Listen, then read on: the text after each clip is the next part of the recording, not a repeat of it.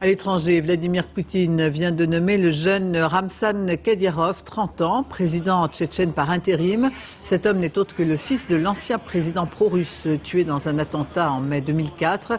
Ramzan Kadyrov, le protégé de Poutine, a dû attendre son 30e anniversaire, âge minimum prévu par la Constitution, pour briguer cette fonction. Une personnalité controversée dans un pays qui attend désespérément un retour à la paix. Après 12 ans de guerre au cours desquels la population a tout enduré, les autorités prétendent pourtant que la République russe est désormais pratiquement pacifiée. Sur le terrain, depuis un an à peine, enfin, la ville de Grozny a commencé à se reconstruire. Reportage Anne Pensinet, Xavier Duizet. Ici, c'est le centre de Grozny. C'est un quartier de prestige. Selima est agent immobilier. Et aussi étonnant que ça puisse paraître, les affaires marchent.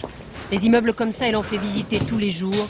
6 ans après la fin des bombardements massifs, une bonne partie de Grozny est toujours en ruine.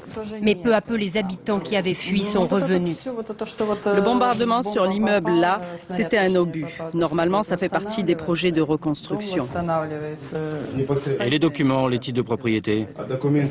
Les propriétaires ont perdu les documents pendant la Première Guerre, mais ils ont été refaits par la justice en 1995. C'est fiable. Ses clients sont plutôt des investisseurs. C'est le moment.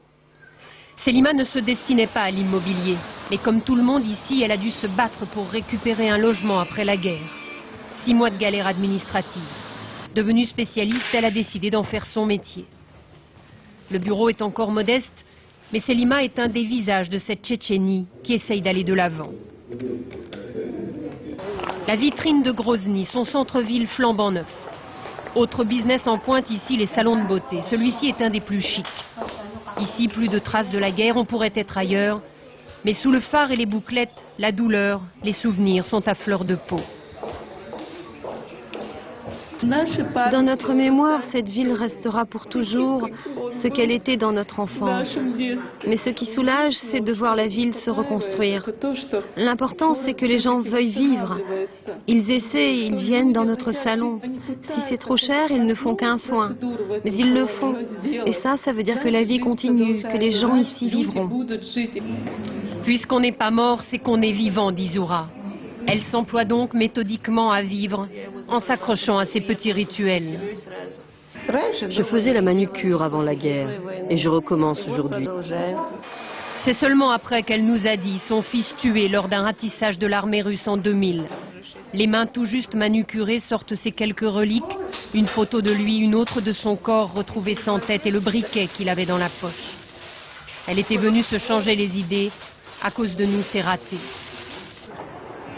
Le bruit de la guerre s'est tu à Grozny. On n'entend plus de tirs qu'exceptionnellement. La vie semble enfin vouloir prendre le dessus. Depuis la Première Guerre, jamais on n'avait autant reconstruit. Ruines et chantiers dans le paysage, Grozny a le visage contrasté de l'après-guerre.